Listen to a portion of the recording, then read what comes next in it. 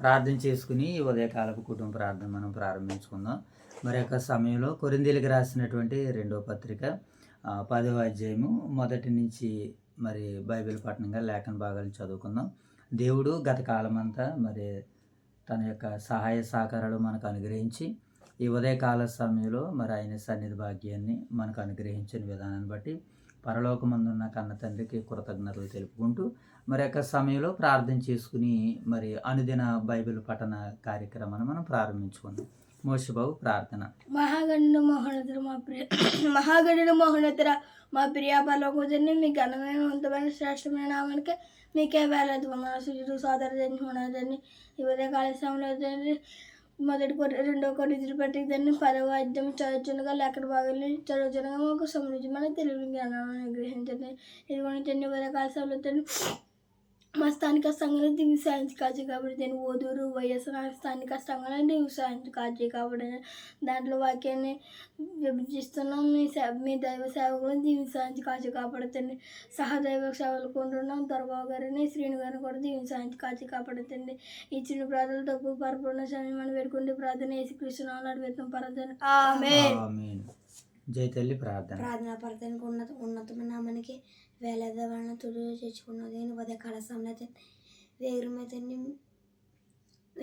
మీరు ఆకలి బాగా చదువుకుని బాగా నీకు ఎంత ఉన్నది. ఉదయకాల సమయంలో తండ్రి కొరింథీయుల రాత్రి 2:10 అధ్యాయం చదువుతుండగా సంవత్సరానికి ఆయన వెతబడి వాక్యం మరో తొలగి రాసులు చేయంతే ఈ లేచిన బిడ్డలను చేయించాను. కాయను వారికి తెచ్చాను. మీ ప్రేమించిన స్థానిక సంఘాన్ని ఇచ్చాను. బోసం బియ్యాలు దించి కుటుంబాన్ని చేయించాను. 2 సంఘాలను సేవకులను కూడా చేయించాడు. నూతనంగా సరఫైన అవుతున్న మీ సేవకులందరినీ చేయించారు. వాళ్ళకు ఆయన వారికి చేయించాను. బియ్యాలు రాధించి కుటుంబాన్ని కూడా చేయించాను. తండ్రి ఈ చిన్న ప్రాంతంతో పొరపడి క్షమించమని ఈ ప్రార్థన ఏసుకిచ్చున్నాము అడుగుతున్న ప్రార్థన చేసుకుందాం. మహాపరిశుద్ధుడైన మా ప్రేమగల తండ్రి, కృపగల దేవ, పరలోకమందున్న మా కన్న తండ్రి, మీ ఘనమైన నామానికి వందనాలు, స్తుతులు, స్తోత్రాలు తండ్రి. ఈ సమయంలో మీ ప్రియకుమారుడు మా రక్షకుడైన యేసుక్రీస్తు ప్రభుల వారి నామంలో పరిశుద్ధాత్మ యొక్క ప్రేరణతో సహాయంతో ఈ ఉదయకాల సమయంలో ఇటు రీతిగానైనా కుటుంబ ప్రార్థన ద్వారాగా మిమ్మల్ని స్తుతించడానికి, మిమ్మల్ని మహింపరచడానికి, మీ సంకల్పాన్ని, మీ కుమారుని యొక్క చిత్తాన్ని నాయన తండ్రి ఆత్మ ద్వారాగా నాయన మేము నేర్చుకోవడానికి, తెలుసుకోవడానికి మేము సిద్ధపడుతున్నాం ప్రభా. మీ యొక్క సహాయమును, సహకారమును మాకు అనుగ్రహించండి. తెలివిని, వివేకాన్ని, జ్ఞానాన్ని, విధేయతను మీరు మాకు అనుగ్రహించండి, నేర్పించండి. లేఖనాల్లో ఉన్నటువంటి నాయన మీ మనసుని సరైనటువంటి రీతిలో నాయన మీరు ఏ ఉద్దేశంతో అయితే వ్రాయించారో ఆ ఉద్దేశాన్ని పరిపూర్ణంగా, సంపూర్ణంగా గ్రహించుకునేలాగున, తెలుసుకునేలాగున మా మనసులను, మా హృదయాలను, మా నేత్రాలను మీరు తెరవజేయమని వేడుకుంటున్నాం తండ్రి. ప్రభు ఈ యొక్క సమయంలో ప్రార్థించిన ఇరువురు బిడ్డలని జ్ఞాపకం చేసుకుంటున్నాను తండ్రి. అలాగే ప్రభా ఈ ఉదయకాల సమయంలో మీరు మమ్మల్ని ప్రేమించి ఇచ్చినటువంటి స్థానిక సంఘాలు ఓదూరు వైఎస్ఆర్ నగర సంఘాలను దీవించండి, ఆశీర్వదించండి. ఈరోజు సంఘ బిడ్డలు చేస్తున్నటువంటి పనుల్లోనూ, ప్రయాణాల్లోనూ, పరిచర్యలోనూ మీ తోడును అనుగ్రహించండి, మీ యొక్క సహాయాన్ని అనుగ్రహించండి. నాయన కష్టపడి పనులు చేసుకుంటున్నటువంటి వారి పట్ల మీ కృపను అనుగ్రహించండి. అలాగే సంఘంలో బలహీనులుగా ఉంటూ రోగులుగా ఉంటున్నటువంటి వారిని జ్ఞాపకం చేసుకుంటున్నాం తండ్రి. అలాగేనైనా రుణ భారాలతో, అప్పుల భారాలతో సతమవుతున్నటువంటి బిడ్డలకి శాంతిని దయచేయండి, సమాధానాన్ని అనుగ్రహించండి. అలాగే నాయన ప్రభు ఇంకా నాయన మరి వివాహాలు అయినటువంటి బిడ్డలు ఉన్నారు తండ్రి. వివాహాలు జరుపుకోవడానికి సిద్ధపడుతున్నారు. గృహాలు కట్టుకునే వారు ఉన్నారు. ఉద్యోగ ప్రయత్నాలు ఉన్నవారు ఉన్నారు. ఉపాధులు లేక ఇబ్బంది పడుతున్న వారు ఉన్నారు ప్రభు. వారికి కూడా మీ తోడుని, మీ యొక్క సహాయాన్ని అనుగ్రహించి ప్రతి ఒక్కరు ప్రభు మిమ్మల్ని నమ్మినటువంటి బిడ్డలు నాయన సిగ్గుపరచబడకుండా తండ్రి, అవమానపరచబడకుండానట్లు మీ చిత్తానుసారంగా నాయన మీరు ఏ రకంగా అయితే నీ బిడ్డల్ని నాయన నడిపించాలనుకుంటున్నారో అటు రీతిగా వారు నడవడానికి, వారి నడవడికల ద్వారాగా మిమ్మల్ని మహింపరచడానికి మీ సహాయాలు మెండుగా అనుగ్రహిస్తారని, దయచేస్తారని మరొకసారి నాయన సంఘాన్ని, సంఘ బిడ్డలను, దైవ సేవకులను, యువ సేవకులుగా తర్ఫీదవుతున్నటువంటి నూతన సేవకుల కుటుంబాలను దీవించమని, ఆశీర్వదించమని తండ్రి. ఉదయకాల సమయంలో ఈ కొరింథీ పత్రిక ద్వారాగా విలువైన సమాచారాన్ని మీరు మాకు అనుగ్రహిస్తారని, అందిస్తారని ఆశిస్తూ ఈ ప్రార్థన అంతటిని మా ప్రభువును, మీ ప్రియకుమారుడు, మా రక్షకుడైన మా ప్రభువైన యేసుక్రీస్తు వారి నామములో ఈ ప్రార్థన మీకు సమర్పిస్తున్నాము తండ్రి. ఆమేన్. రైట్, మంచిదినైనా మరి యొక్క సమయంలో 2 కొరింథీయులకు రాసినటువంటి పత్రిక 10వ అధ్యాయాన్ని మనం చదువుకుంటున్నాం కదా. లేఖన భాగాలుగా చదువుకుందాం. మొదటి వచనం, మీ ఎదుటనున్నప్పుడు మీలో అనుకోవగలవాడునైనట్టు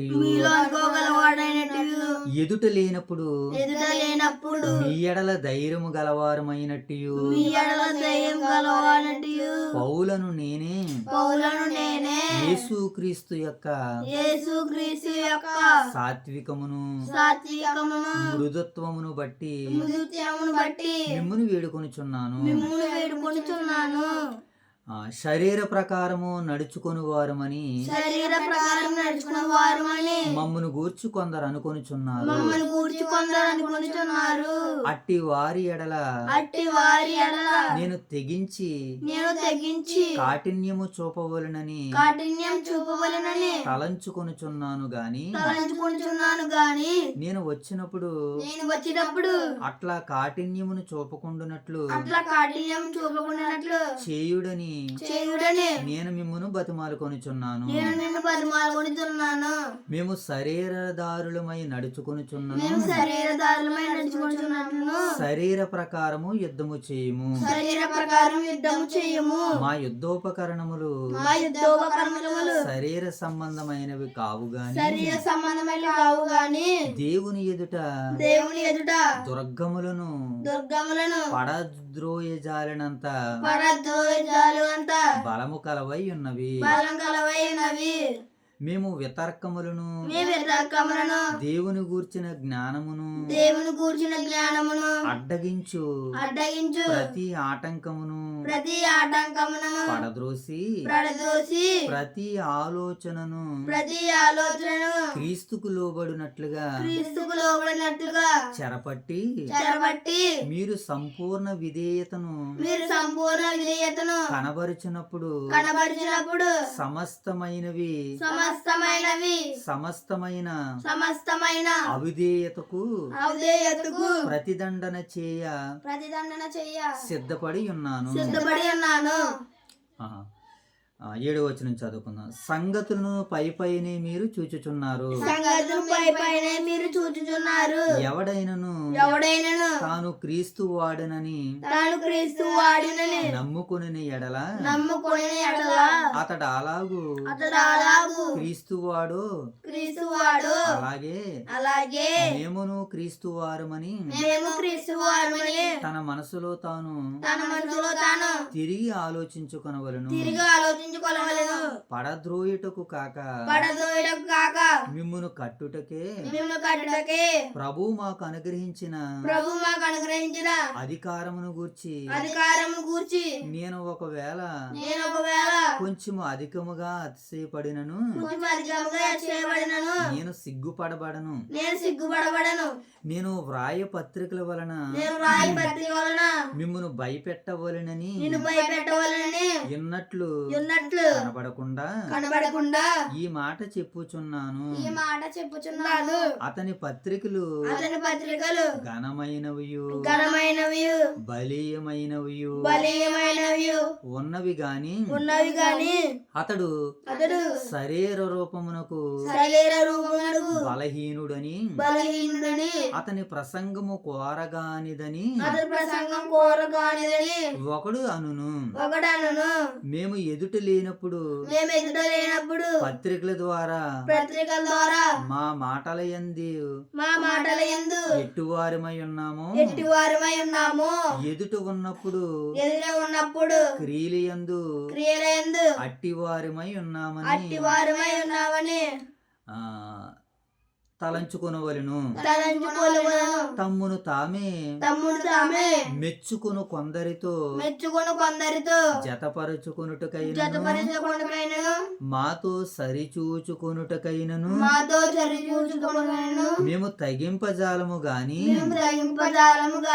వారు తమలోనే ఒకరిని బట్టి ఒకరు ఎన్నిక చేసుకుని ఒకరితోనొకరు ఒకరు సరిచూసుకున్నందున చూసుకున్నందున గ్రహింపు లేకయున్నారు. గ్రహింపు లేక ఉన్నారు. మేమైతే మేమైతే మేరకు మించి మించి అతిశయపడము గాని అసేయపడము గాని మీరున్న స్థలము వరకు మీరున్న స్థలం వరకు రావాలనని రావాలని దేవుడు మాకు కొలిచి ఇచ్చిన మేర వరకు దేవుడు మా కొలిచించిన మేర వరకు లోబడి ఉండి లోబడి ఉండి అతిశయపడుచున్నాము. అసేయపడుతున్నాము. మేము క్రీస్తు సువార్త ప్రకటించుచు మేము క్రీస్తు సువార్త ప్రకటించుచు మీ వరకు వచ్చి ఉంటిమి గనక మీ వరకు వచ్చి ఉంటాం కనుక మీ వద్దకు రానవారమైనట్టు మీ వద్దకు రాని వారమైనట్లు మేము మేర దాటి వెళ్ళుచున్న వారము కాము. మేము మేరదారి వెలుచున్న వారు కాము.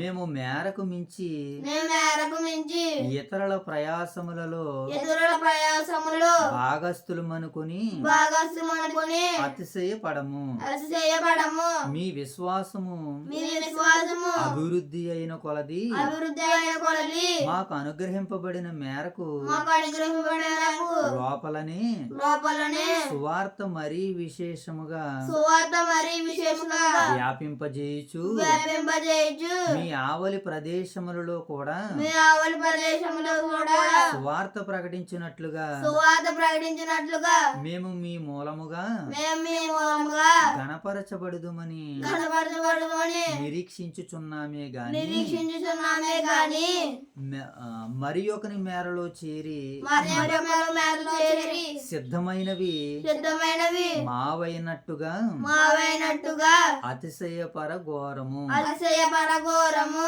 అతిశయించువాడు అతిశయించువాడు ప్రభువునందే అతిశయింపవలను. ప్రభువునందే హర్షింపవలెను. ప్రభువు మెచ్చుకుని వాడే యోగ్యుడు గాని ప్రభువు మెచ్చుకుని వాడే యోగ్యుడు గాని తన్ను తానే మెచ్చుకునివాడు తను తానే మెచ్చుకునివాడు యోగ్యుడు కాడు. యోగ్యుడు కాడు. దేవుడి యొక్క పరిశుద్ధ వాక్యాన్ని నేడు మన వినికుడిలో 30 దంతులుగా 60 దంతులుగా 100 అంతలుగా ఫలింపజేయను గాక. ఆమేన్. దేవుని నామానికి మహిమ కలుగును గాక. ఆమేన్.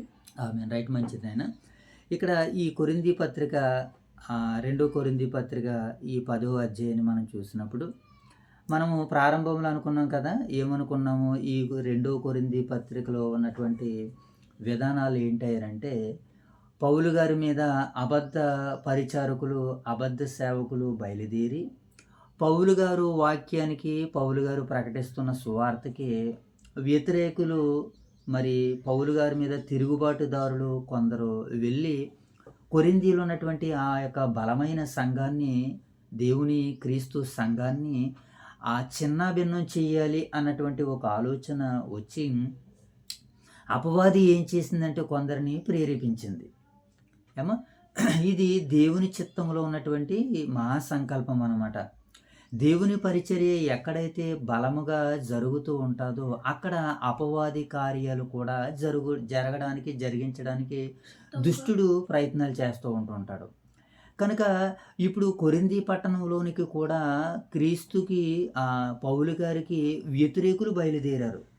ఇప్పుడు వారి వలన సంఘం ఎక్కడైతే విచ్ఛిన్నం అవుతుందో, సంఘం ఎక్కడైతే పడగొట్టబడుతుందని ఈ సంఘాన్ని కాయడానికి, ఈ సంఘాన్ని దేవునిలో క్రీస్తులో నిలబెట్టడానికి పౌలు గారు చాలా ప్రయాసపడినట్లుగా మనకి కనబడుతుంది. ఇప్పుడు ఒక మాట, సువార్త అంటే నమ్మి జైతెల్లి సువార్త అంటే నమ్మి విశ్వసించి క్రీస్తుని అంగీకరించి దేవుని కొరకు బ్రతకడం ఒక ఎత్తు అయితే, దేవుని కొరకు మనం బ్రతుకుతున్నప్పుడు ఏది సత్యమో ఏది అసత్యమో దేవుని ఎదుట ప్రజలు ఆందోళనలో ఉంటూ ఉంటారు.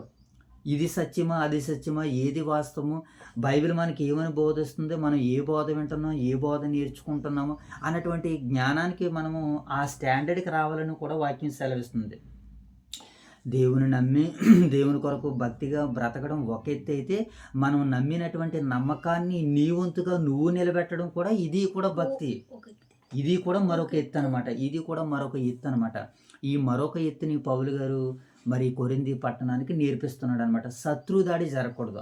ఒక మాటలో చెప్పాలి అంటే, మన కుటుంబం ఉందా, మన కుటుంబానికి శత్రుదాడి ఎక్కడి నుంచి అంటే ఇరుగు వారి దగ్గర నుంచి కానీ, పొరుగు వారి దగ్గర నుంచి కానీ, పక్క వారి దగ్గర నుంచి రాకుండా ఈ కుటుంబపు యజమానుడు ఏం చేయాలంటే ఈ కుటుంబాన్ని కాపాడుకుంటూ ఉంటుండాలి.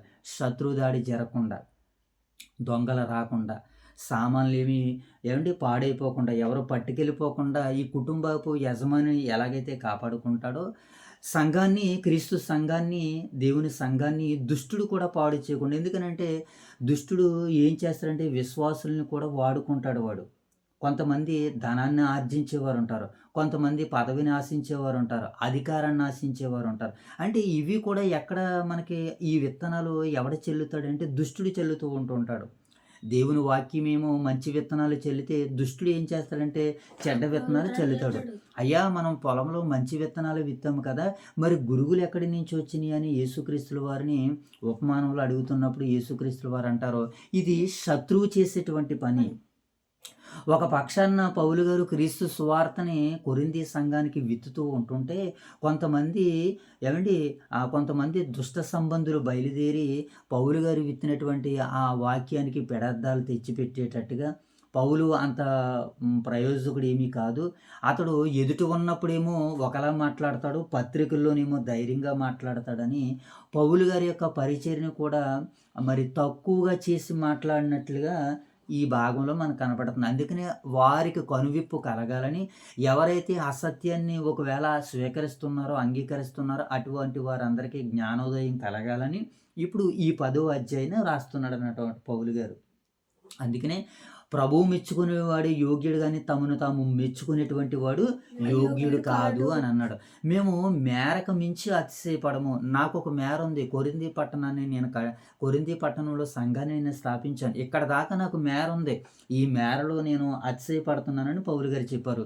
వీళ్ళు ఏం చేశారు, కట్టబడుతున్నటువంటి సంఘాల దగ్గరికి వచ్చి ఇవి ధర్మశాస్త్రంలో ఎలాగుంది, వీళ్ళు వచ్చేమో ధర్మశాస్త్రాన్ని మరొక రకంగా బోధిస్తున్నారు, దేవుడు ఈ బోధన కాదు అంగీకరించేదని కొంతమంది విశ్వాసుల్ని చెరిపేవారు బయలుదేరారు. కనుక వారిని ఉద్దేశించి క్రీస్తు సువార్తని దుర్బోధకులుగా వచ్చినటువంటి వారిని ఖండిస్తూ, ఆ మాటలు వినకుండా మీరు వాక్యం మీద కట్టబడ్డారు కదా, వాక్యంలో నిలబడండి అని కొరింథీయుల్ని హెచ్చరిస్తూ, దుర్బోధకుల్ని హెచ్చరిస్తూ రాస్తున్నటువంటి మాటలే ఈ 10వ అధ్యాయ సారాంశం. ఇప్పుడు ఈ 10వ అధ్యాయ సారాంశం నేపథ్యం మనకు అర్థమైంది కనుక ఇప్పుడు లేఖన భాగాలు పౌలు గారు ఏమని ఆయన తెలియజేశారో కొన్ని మాటలు మనం చదివేసుకుని ముగించుకునేటువంటి ప్రయత్నాలు చేద్దాం. ఇప్పుడు మొదటి వచనం చదువు.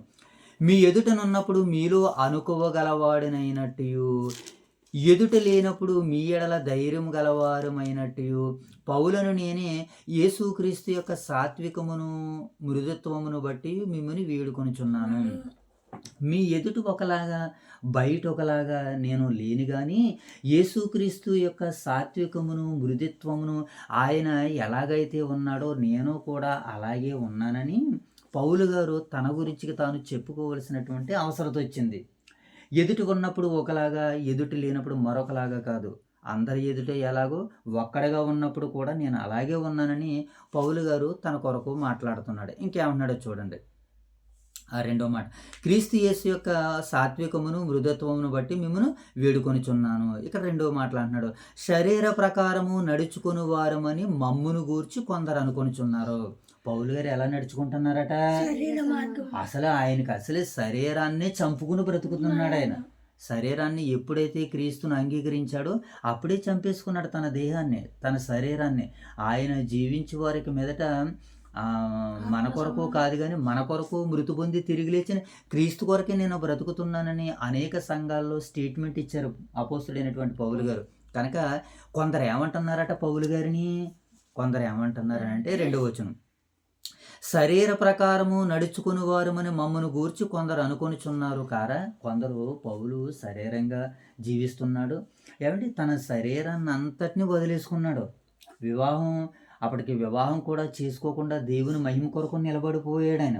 తన శరీరాన్ని, తన ప్రాణాత్మ దేహాలతో క్రీస్తుని గణపరుస్తున్నాడు, దేవుని గణపరుస్తున్నాడు, సంఘాలను కడుతున్నాడు.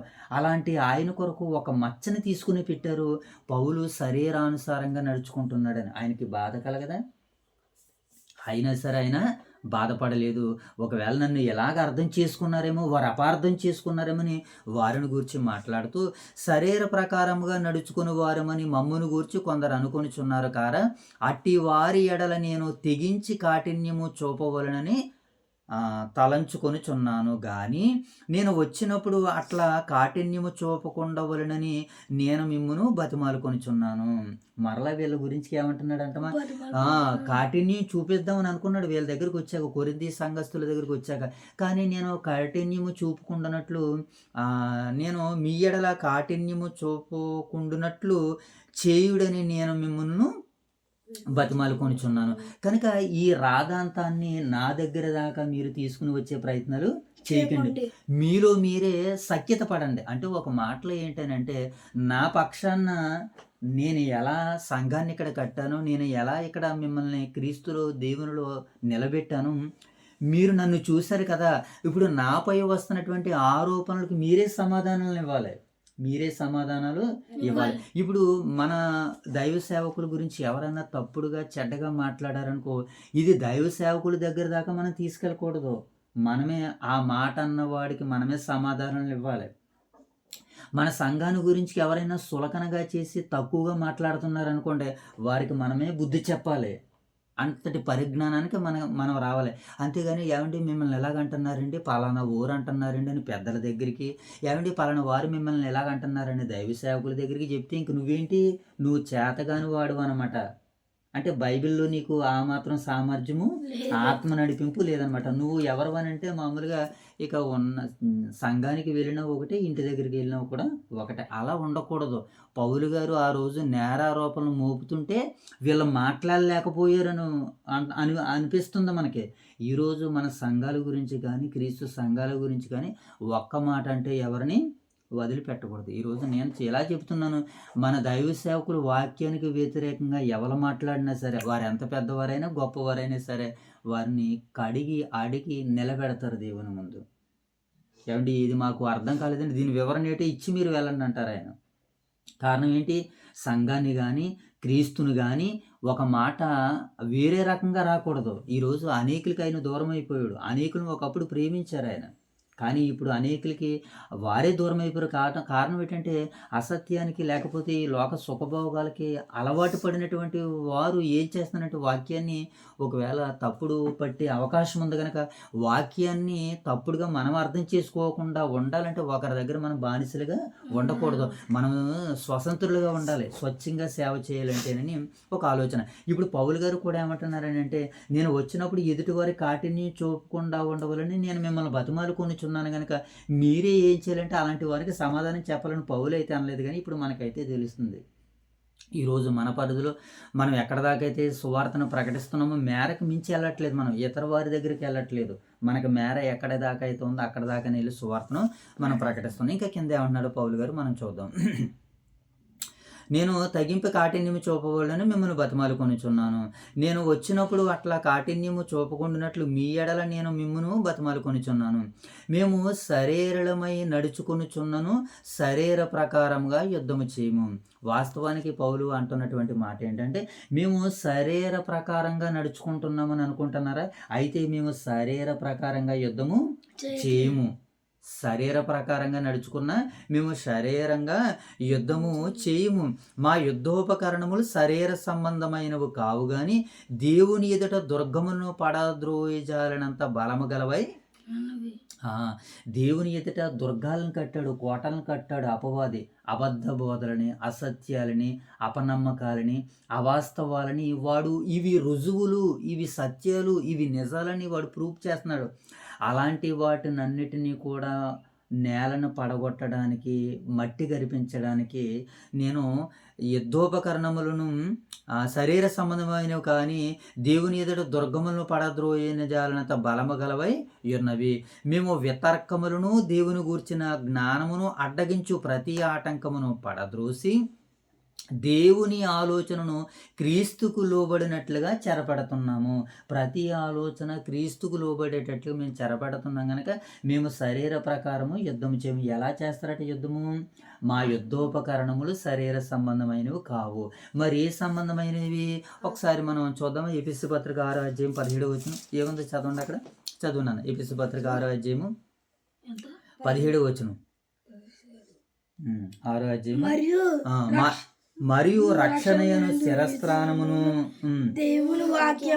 దేవుని వాక్యమును ఆత్మ ఖడ్గాన్ని ఉమ్, ధరించుకోవాలట. ఆత్మను దేవుని వాక్యం అనేటువంటి ఆత్మ ఖడ్గంతో ఏం చేయాలి మనం ఇప్పుడు? ఆ ఆత్మ ఖడ్గంతోనే మాట్లాడాలి మనం. ఆ ఆత్మ ఖడ్గంతోనే ఎదుటివారు నోళ్ళు ముయించాలి. అలాగా ఈయన యుద్ధం చేశాడు. అంతేగాని కర్రలు పట్టుకుని కత్తులు పట్టుకుని అవి ఎప్పుడూ మానేశాడు పౌలు గారు. క్రీస్తులోనికి రాకముందు అలాంటివన్నీ వాటిని పట్టుకున్నాడు. క్రీస్తులోనికి వచ్చిన తర్వాత సజీవమైనటువంటి క్రీస్తు వాక్యాన్ని, దేవుని వాక్యాన్ని పట్టుకుని ప్రపంచ ఖండాలకి దాటి వెళ్ళాడు. ఆల్రెడీ వీళ్ళంతండి చిన్న చిన్న వాటి వంటి వారు ఎవరో ఈ కొరింథీలు అక్కడక్కడ అరకొరగా తిరుగుతున్నటువంటి చిన్నవారు అనమాట పౌలు గారికి. అయినా సరే వారి పట్ల కూడా ఏం చెబుతున్నాడు అంటే వేడుకుంటున్నాడు, జాలి చూపిస్తున్నాడు. మా యుద్ధోపకరణలు శరీర సంబంధమైనవి కావు కానీ ప్రతి ఆలోచన క్రీస్తుకు లోబడినట్లుగా చెరపెట్టి మీరు సంపూర్ణ విధేయతను కనబరిచినప్పుడు, వీళ్ళు ఏం చేయాలన్నమాట? ఇప్పుడు సంపూర్ణ విధేయత కనబరిచినప్పుడు సమస్తమైన అవిధేయతకు ప్రతిదండన చేయుటకు సిద్ధపడండి. ఇప్పుడు సమస్తంగా మీరు ఏం చేయాలంటే సంపూర్ణంగా సిద్ధపడండి. ఇప్పుడు విధేయతలో మీరు సంపూర్ణంగా సిద్ధపడితే అవిధేయతను ఖండించడానికి, అవిధేయతను మీరు ఏం చేయాలంటే అవిధేయతను ప్రతిదండన చేయుటకు సిద్ధపడండి. విధేయత ఉంది, అవిధేయత ఉంది. అవిధేయతను కనబరిచేవారు ఇప్పుడు కొరింథీ పట్టణంలో ఉన్నారు గనక సంఘము దేవుని మహిమ కొరకు వాడబడుతుంది గనక అలా వాడబడితే ఆ మహిమ ఘనత దేవునికి వెళ్ళిపోతాయి గనక దేవునికి వెళ్లకుండా ఉండాలని అపవాది ఏం చేస్తున్నాడనంటే వీడు ఏం చేస్తున్నాడు? అపవాది ఇప్పుడు ఆ కోటల్ని నిలబెట్టి ఇవే దేవుడు ఇవే దేవతలు అన్నట్లుగా ఒక చెడ్డ ప్రచారాన్ని చేస్తున్నటువంటి వాళ్ళందరి కోటల్ని పౌలు గారు ఏం చేస్తున్నాడు?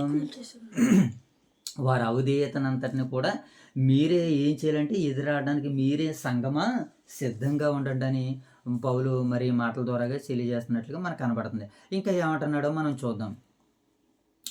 సంగతులను మీరు పైనే చూచుచున్నారు. వీళ్ళు కూడా సంగతులు ఏం చేస్తున్నారనమాట అంటే ఎవరు చెబితే వారి మాటలు వింటూ వెళ్ళిపోతే మీరు సంగతులను పైనే చూస్తున్నారు. నేను అలా బోధించానా? నేను అలా బోధించలేదు. మరి ఎలా బోధించాను? లోతుగా బోధించాను. సత్యం ఏంటో మీకు ఉన్నట్టుగా చెప్పాను. ఇప్పుడు ఎవరో వచ్చి చెబితే దానిని మీరు వాస్తవమని నిజమని నమ్మి మీరు కట్టబడినటువంటి పునాది నుంచి మీరు వైదొలిగిపోకండి అని పౌలు గారు ఈ కొరింథీ పక్షాన మీరు లేఖనములో పైనే చూచుచున్నారు కానీ ఏం చేయట్లేదట. లేఖనములు పైనే మీరు చూచుచున్నారు అని మాట్లాడుతూ ఎవడైనను తాను క్రీస్తువాడినని నమ్ముకుని ఎడల అతడు ఎలాగూ క్రీస్తువాడు మేమును అలాగే క్రీస్తువారమని తన మనసులో తాను తిరిగి ఆలోచించుకొనవలను. పడద్రోయుటకు కాక మిమ్మును కట్టుటకే ప్రభువు మాకు అనుగ్రహించిన అధికారమును గూర్చి వారు ఒకవేళ కొంచెం అధికముగా అతిశయపడినను నేను సిగ్గుపడను అని అంటున్నాడు పౌలు గారు. కనుక వీళ్ళను గురించి పౌలు గారు ఇస్తున్నటువంటి సాక్ష్యము స్టేట్మెంట్ ఏంటంటే నేను మిమ్మల్ని గురించి సిగ్గుపడను కానీ వాస్తవాలను చెప్పడానికి నేను ధైర్యంగా ఉన్నాను అని అంటున్నాడు పౌలు గారు. 9వ వచనం చదువు. నేను వ్రాసిన పత్రికల వలన మిమ్మను భయపెట్టవలనని ఉన్నట్టు కనబడకుండా ఈ మాట చెప్పుచున్నాను. అతని పత్రికలు ఘనమైనవి బలీయమైనవి కానీ అతడు శరీర రూపమునకు బలహీనుడును. అతని ప్రసంగము కోరగానిదని ఒకడు అంటున్నాడు అన్నట్టు. పౌలు గారు ప్రసంగం ఏం కాదట, కోరదగినది ఏం కాదు. అతడు చూడడానికే బలహీనుడిగా ఉంటాడు కానీ అతని పత్రికలు మాత్రం బలంగానే ఉంటాయి, గొప్పగా ఉంటాయని అతని గురించి గొప్పగా పౌలు గారి గురించి మాట్లాడుతూ అతని ప్రసంగం అంత ఏం బాగోదు. అతడు శరీరానికి కూడా చూడడానికి కూడా బాగోడు. ఇవేంటివి అని అంటే ఇవి అపవాది కల్పించేటువంటి కల్పనల కథలు ఇవి. పైకి ఏమో ఒకలాగా లోపలేమో మరొకలాగా. అంటే పౌలు గారి గురించి కొంతమంది కొరింథీలే ఏమనుకుంటున్నారని అంటే ఎలాంటి అభిప్రాయాన్ని కలిగి ఉన్నారు.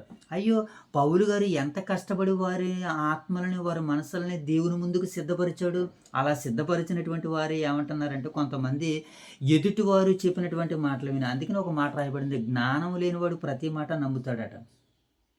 మరి సత్యం తెలిసినటువంటి వాడు ఏమై ఉన్నదని సంగతులను పైనే కాకుండా లోతులకి వెళ్ళి ఆలోచన చేస్తాడని వాక్యం సెలవిస్తుంది. అయితే ఇక్కడ మనం నేర్చుకోవాల్సిన సందర్భం ఏంటంటే కొంతమంది అంటున్నారట పౌలు గారి ప్రసంగం ఏమి కోరగానిదని. అలా ఎవరు అంటారని అంటే దుష్టుడు మాట్లాడేటువంటి మాట ఏమండి, పడగొట్టేటువంటి వారు మాట్లాడేటువంటి మాటలు. కనుక అలాంటి వాటిని ఇప్పుడు మనం ఏం చేయాలి? మోషే బాబు పరీక్షించి తొలగించాలన్నాడు. ఏమండి, అతని ప్రసంగము కోరగానిదని ఒకడు అనును. మేము మీ ఎదుటను మేము మేము మీ ఎదుటున్నప్పుడు పత్రికల ద్వారాగా మాటల యందు ఎట్టువారము మీ ఎదుటనున్నప్పుడు క్రియలు యందు అట్టివారమై ఉన్నామని అట్లా తలంచుకొనవలెను. తమ్మును తామే మెచ్చుకుని కొందరితో జతపరుచుకొనుటకైనను వారితో సరిచూచుకొనుటకైనను మేము తగింపజాలము గాని వారు తమలోనే ఒకరిని బట్టి ఒకరు ఎన్నిక చేసుకుని ఒకరితోనొకరు సరిచూసుకొనవలెను. ఏమండి, మేమైతే మేరకు మించి అతిశయపడము కానీ మీరున్న స్థలము వరకు రావాలని దేవుడు మాకు కొలిచి ఇచ్చిన మేర చొప్పునని లోబడి అతిశయపడుచున్నాము. అంటే ఇక్కడ పౌలు గారు కూడా మాట్లాడితే ఏమంటున్నారంటే, మాకు ఏదైతే మేర ఉందో మేరకు మించి మేము అతిశయపడట్లేదు, మేర దాటి వెళ్ళట్లేదు.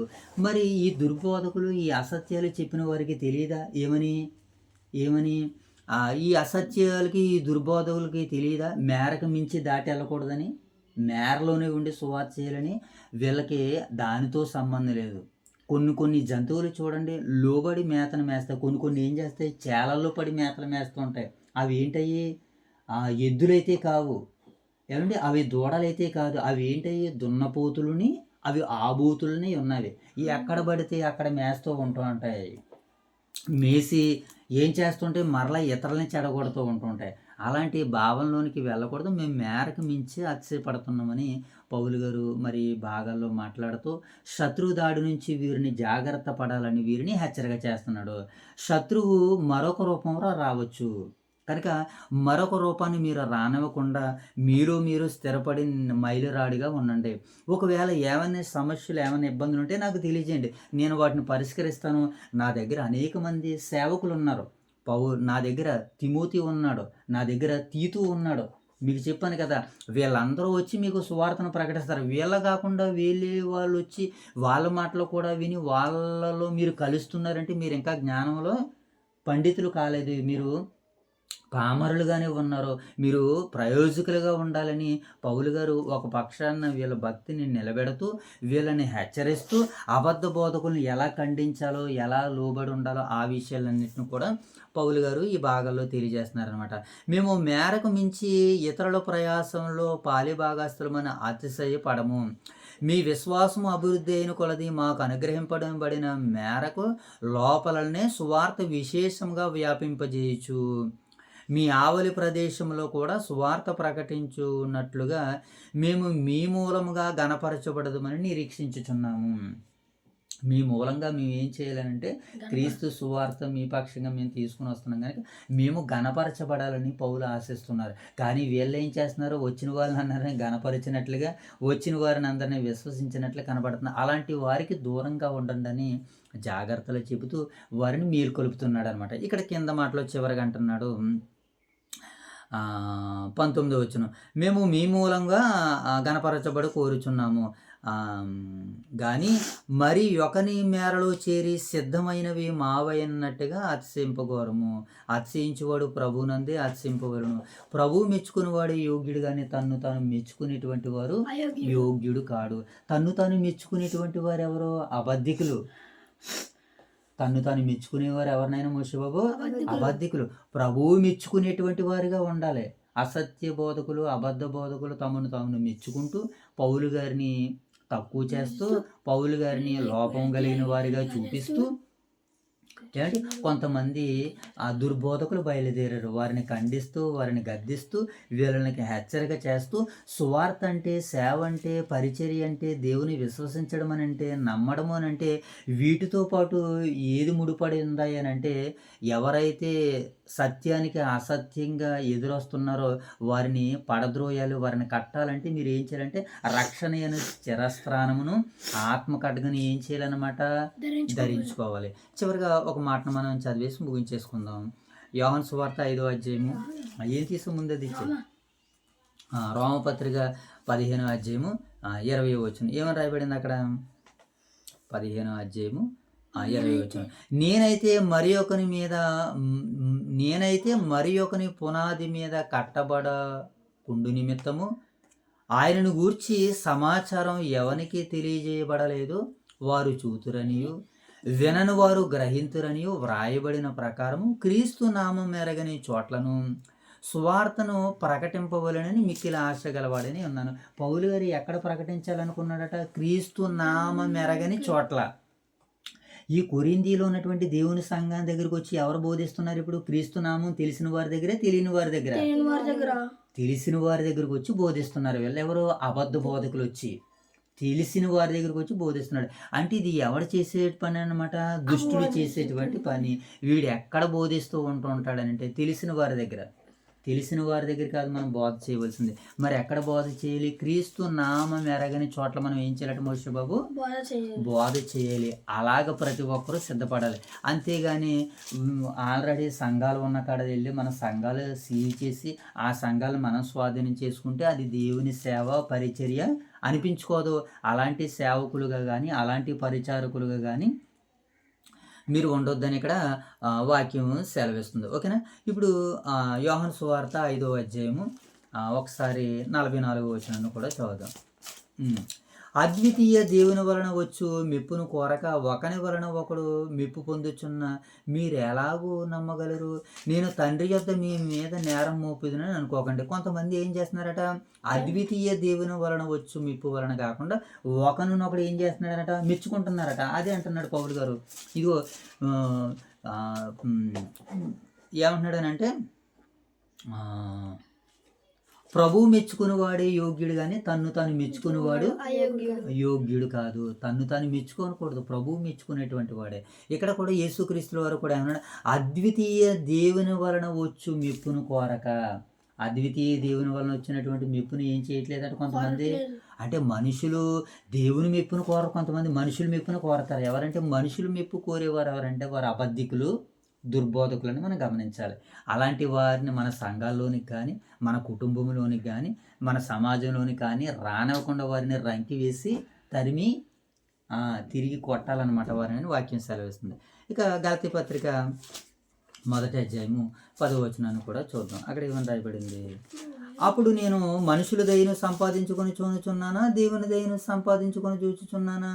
మనుషుల దయను సంపాదించుకొని వాడినైతే నేను మనుషులను సంతోషపెట్టుకోరుచున్నానా? నేను ఎప్పటికీ మనుషులను సంతోషపెట్టువాడనైతే క్రీస్తుకు దాసుడినే కాకపోతున్నాను. మనం అందరం క్రీస్తుకు దాసులుగా ఉండాలని అంటే మనుషుల దయ కాదు, మనకు కావాల్సింది దేవుని దయ కావాలని వాక్యం మనకి సెలవిస్తుంది. అలాగే మరొక మాటను కూడా చూద్దాము. 1 దశలోనికీ పత్రిక 2వ అధ్యాయము ఎన్నో వచనం ఉన్నాయన? 2వ అధ్యాయము 4వ వచనం చూద్దాం. 1 దశలోనికీ రాసినటువంటి పత్రిక 2వ అధ్యాయము 4వ వచనం. సువార్త మాకు అప్పగించుటకు యోగ్యులమని దేవుని వలన ఎంచబడిన వారమై మనుషులను సంతోషపెట్టువారమై కాక హృదయములను పరీక్షించు దేవుని సంతోషపెట్టగల వారమై బోధించుచున్నాము. హృదయాలను మనసులని సంతోషపెట్టి దేవుణ్ణి చూసి మేము బోధిస్తున్నాము. ఎంతమంది దుర్బోధకులు వస్తారో రానివ్వండి, వాళ్ళెవ్వరూ కూడా పౌలు ముందు నిలబడలేరు, పౌలు ముందు గెలవలేరు. అంత సామర్థ్యం, అంత సత్తా ఉన్నటువంటి గొప్ప వ్యక్తి ఎవరైనంటే పౌలు అన్నాడు. ఆయన సువార్త మాకు అప్పగింపబడుటకు యోగ్యమని దేవుని వలన ఎంచబడిన వారమై మనుషులను సంతోషపెట్టువారముగా కాక మన హృదయములను పరీక్షించు దేవుని సంతోషపెట్టువారమే బోధిస్తున్నాము. మన బోధ ఎలా చేయాలంటే దేవుణ్ణి సంతోషపెట్టడానికే బోధ చేయాలి. మనుషులను సంతోషపెట్టే బోధ చేయొచ్చు. వారు మనుషులను సంతోషపెట్టే బోధ చేయకపోతే క్రీస్తు కొరకు బ్రతకలేరు. అయితే దానికి మించి ఏంటంటే దేవుని గురించి బోధించే వారిని క్రీస్తులోనికి నడిపించాలని వాక్యము సెలవిస్తుంది. కనుక విన్న వాక్యాన్ని బట్టి మనం ఏం చేయాలంటే దేవుని మనం సంతోషపెట్టడానికి బోధ చేయాలి. అలా ఎవరు బోధ చేస్తారంటే ఒరిజినల్ సేవకులు అలాగే బోధ చేస్తారు. మరి దుర్బోధకులు ఎలా బోధ చేస్తారు? మనుషుల దయని సంపాదించుకోవడానికి అనమాట. ఆ 10వ అధ్యాయంలో అలాంటి దుర్బోధకులే బయలుదేరి పౌలు గారు అలాంటి ఆయన, పౌలు గారు ఎలాంటి ఆయన పత్రికలు అయితే బాగుంటాయి కానీ ఆయన రూపానికి బాగోడు, ఆయన ప్రసంగం కూడా కోరగానిదని కొంతమంది. ఆయన ప్రసంగాలు చేసినట్టు ఏ ఒక్కరు కూడా ప్రసంగాలు చేయలేదు, చెయ్యలేరు కూడా. అంత గొప్ప ప్రసంగాలను ఆయన చేశాడు. ఆయన ఉన్న కాలంలో దుర్బోధనని ఎండగట్టాడు. ఇప్పుడు నేడు మనం ఉన్న కాలంలో మనం సత్యంతలోపు దుర్బోధలు రాకుండా స్వచ్ఛమైన సేవతో క్రీస్తుని మరి మనం పరిపూర్ణంగా సంపూర్ణంగా విశ్వసించాలని వాక్యం సెలవిస్తుంది కానీ దేవుడు అట్టి రీతిగా మనల్ని అందరినీ దీవించి ఆశీర్వదించి కాచి కాపాడను గాక ఆమేన్. మోషబ ప్రార్థన. మహాగరుడు మహోన్నతుడు మా ప్రియ పరలోక తండ్రి, మీకు ఘనమైన ఉన్నతమైన శ్రేష్టమైన నామానికి వేలాది వందనాలు స్తుతులు తండ్రి. ఉదయకాల సమయంలో తండ్రి ఇదిగోండి తండ్రి దేవగురమైన తండ్రి మీ సన్నిధి కాంతులు మా మీద ప్రకాశింపజేసినందుకు మీకే వేలాది వందనాలు స్తుతులు తండ్రి. ఈ ఉదయకాల సమయంలో తండ్రి ఇదిగోండి తండ్రి కొరింథీ పత్రిక తండ్రి 10వ అధ్యాయం చదువుతున్న మాకు తెలియని జ్ఞానాన్ని గురించి మీకు అన్నమాట తండ్రి.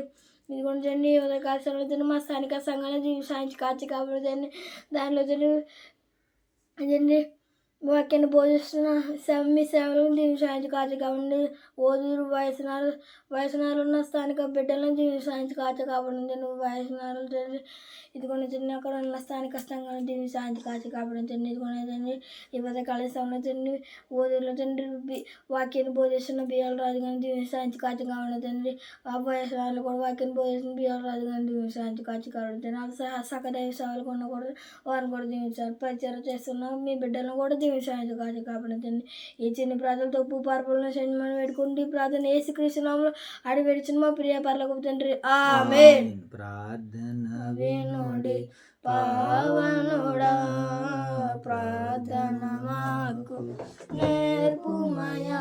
జయ తల్లి ప్రార్థన. ప్రార్థన పరితని గుండె నామానికి పైకెత్తాలి. వేలాది వర్ణ తులతో తెచ్చుకున్నది ఈ ఉదయకాల సమయంలో వేగురమైతే మీ లేకుండా బాగా చదువుకున్న మీకు బాగా నీకు అంతమన్నది ఉదయకాల సమయంలో వేగురం అయితే పాసలు కుడుకలు నీకు అంతమన్నది ఉదయకాల సమయంలో అయితే కొరింథీ రాసిన 2వ పత్రిక 10వ అధ్యాయం చదువుతాను ఆ సందర్భాలు ఉత్తరకెళ్ళి నేర్చుకోలేదు నీకు ఎంత ఉన్నది ఈ లెస్ మెడలని చేశారు ఆయన వారికి ఇచ్చేది మీరు ప్రేమించిన స్థానిక సంఘాన్ని ఇచ్చారు పూసిన బియ్యాలు ఇచ్చాడు కుటుంబాన్ని కూడా ఆశీర్వదించాడు 2 సంఘాలను సేవకురాన్ని కూడా ఇచ్చాడు ఈ చిన్న పనితో పొరపడి క్షమించమని ఈ ప్రార్థన యేసుక్రీస్తును అడుగుతున్నాం పడతాడు ప్రార్థన చేసుకుందాం. మహాగణుడైన మా తండ్రి, మహోన్నతుడైన దేవ, పరిశుద్ధుడైన తండ్రి, మీ ఘనమైన నామానికి వేలాది వందనాలు ప్రభా. ఈ ఉదయకాల సమయంలో మీ సన్నిధి భాగ్యాన్ని మీ సన్నిధి కాంతులను కుటుంబ ప్రార్థన ద్వారా అనుగ్రహించారు ప్రభా. ఇంతవరకు జరిగిన ఈ చక్కటి పరిచయను మీరు దీవించండి, ఆశీర్వదించండి. మీ మహిమ కొరకు మీ ఘనత కొరకు ప్రభా మేము సిద్ధపడుతుండగా మీ యొక్క ఆత్మ సహాయాన్ని అనుగ్రహించి తండ్రి మమ్మల్ని మీలోనైనా ముందుకు నడిపిస్తున్నందుకే కృతజ్ఞతాస్తుతులు చెల్లించుకుంటూ ఇంతవరకు నాయన ప్రార్థించినటువంటి 2 బిడ్డలను దీవించండి. పరిచర్లో వాడబడినటువంటి బిడ్డలను ఆశీర్వదించండి.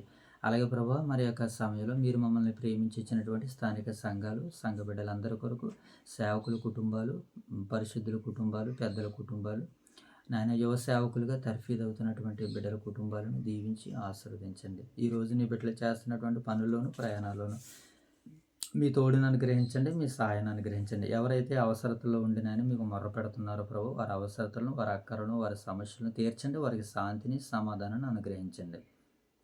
తండ్రి నీ బిడ్డలుగా నీ పిల్లలుగా ఈ దినమంతట్లోనైనా మిమ్మల్ని చూడగలిగే కన్నులను, మీకు లోబడగలిగే మంచి మనసును, మారు మనసును మాకు దయచేయమని, ఈ దినమును కావలసిన నడిపింపును, ఆత్మశక్తిని అనుగ్రహించమని మా రక్షకుడును మీ ప్రియకుమారుడును మా ప్రభువును యేసుక్రీస్తు వారి నామములో ఈ ప్రార్థన మీకు సమర్పిస్తున్నాం తండ్రి. తండ్రి అందరికీ వందనాలైనా అందరికీ గాడ్ బ్లెస్ యు.